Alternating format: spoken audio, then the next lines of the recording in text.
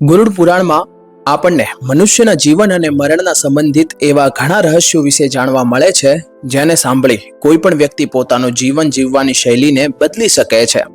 આપણે ગરુડ પુરાણના ભાગ 1 વિડીયોમાં જાણ્યું કે મૃત્યુના સમયે મનુષ્ય સાથે શું શું ઘટિત થાય છે અને કયા પ્રકારથી એને યમલોક લઈ જવામાં આવે છે.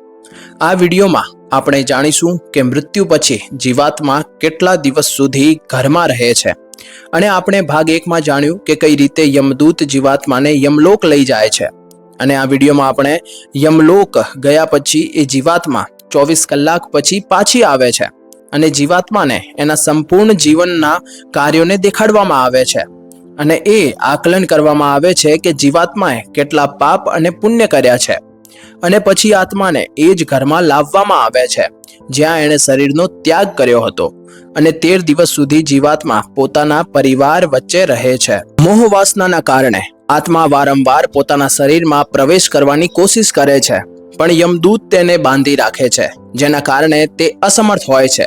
તે પોતાના પરિવાર, રિશ્તેદાર, મિત્રો અને પોતાના મૃતનો શોક મનાવતા એમને દેખે છે અને એમને ચૂપ કરાવવાનો પણ પ્રયાસ કરે છે, પણ એની ઉપસ્થિતિનો જ્ઞાન કોઈને નથી થતું. પછી એ પોતાની સામે સ્વયંના મૃત શરીરને દેખે છે અને ભૂખ અને તરસના કારણે જોર જોરથી રડવા લાગે છે. અને સાથે સાથે ગરુડ પુરાણમાં એવું પણ કહેવામાં આવ્યું છે કે મનુષ્ય પુણ્ય તો કરે છે, પણ પુણ્ય કરતા પાપ વધારે કરે છે, જેના સમાધાન સ્વરૂપ મૃત્યુ પછી પિંડદાન કરવું ખૂબ જ જરૂરી બતાવ્યું છે. 10 દિવસ સુધી જીવાત્માને ઉદ્દેશ્યથી પુત્રગણ પિંડદાન કરવું જોઈએ. જો મૃતકનું પિંડદાન ન કરેલ હોય તો જીવાત્મા અનંતકાલ સુધી ભટકતી રહે છે અને હજારો વર્ષો સુધી પીડા અને કષ્ટ ભોગીને એક નવો જન્મ લે છે. હરરોજ આપવામાં આવતા પિંડના 4 ભાગ કરવામાં આવે છે. એના 2 ભાગથી મૃતકનું શરીર બને છે, ત્રીજો ભાગ યમદૂત લઈ જાય છે અને ચોથો ભાગ મૃતકને ખાવા માટે મળે છે. 9 દિવસમાં પ્રેત પાછું શરીર યુક્ત થઈ જાય છે. શરીર બન્યા બાદ 10મા પિંડથી પ્રાણીને અત્યધિક ભૂખ લાગવાના કારણે આહાર રૂપે પિંડ પ્રાપ્ત થાય છે.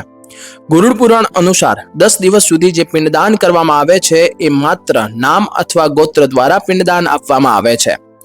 મૃતકનો અગ્નિ સંસ્કાર થયા પછી એને પુનઃ શરીર ઉત્પન્ન થાય છે. મૃત વ્યક્તિના બળી જવા બાદ પિંડના દ્વારા 1 હાથ જેટલો શરીર એને પ્રાપ્ત થાય છે, જેના દ્વારા એ પ્રાણી યમલોક યમમાર્ગમાં પોતાના શુભ અશુભ કાર્યોને ભોગે છે. પહેલા દિવસે જે પિંડ આપવામાં આવે છે એનાથી માથું બને છે, બીજા દિવસના પિંડદાનથી ગળો અને ખભા બને છે, ત્રીજા દિવસના પિંડદાનથી હૃદય અને ચોથા દિવસના પિંડદાનથી પૃષ્ઠભાગ ઉત્પન્ન થાય છે. 5મા દિવસના પિંડદાનથી નાભી, 6થા દિવસના પિંડદાનથી નાભીના નીચેનો ભાગ, 7મા દિવસના પિંડદાનથી શાતળ, 8મા દિવસના પિંડદાનથી પગ અને 9મા દિવસના પિંડદાનથી પંજા અને પગથળી બને છે અને 10મા દિવસના પિંડદાનથી આખું શરીરની ઉત્પત્તિ થાય છે. જીવાત્મા શરીર પ્રાપ્ત કર્યા પછી ભૂખથી પીડિત થઈ ઘરના દરવાજા આગળ ઊભી રહે છે. 10મા દિવસે જે પિંડદાન હોય એમાં મૃતકને પ્રિય ભોજન બનાવીને આપવું જોઈએ, કેમ કે શરીર બન્યા પછી મૃતકને અત્યધિક ભૂખ લાગે છે. પ્રિય ભોજન સિવાય બીજા ભોજનનું પિંડદાન આપવાથી એની ભૂખ દૂર નથી થતી.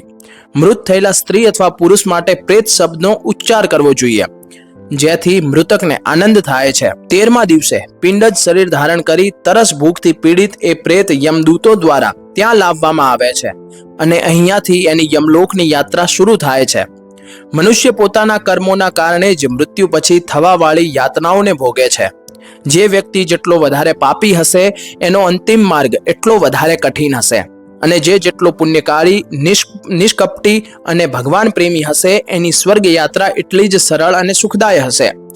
એટલા માટે આપણે ધ્યાન રાખવું જોઈએ કે કર્મોનો ફળ જીવતા જ નહીં પણ મર્યા પછી પણ ભોગવવું પડે છે. ગરુડ પુરાણનો બીજો ભાગ આપણે અહીંયા જ સમાપ્ત કરીએ છીએ. આગળના વિડીયોમાં જલ્દી મળીશું. ધન્યવાદ.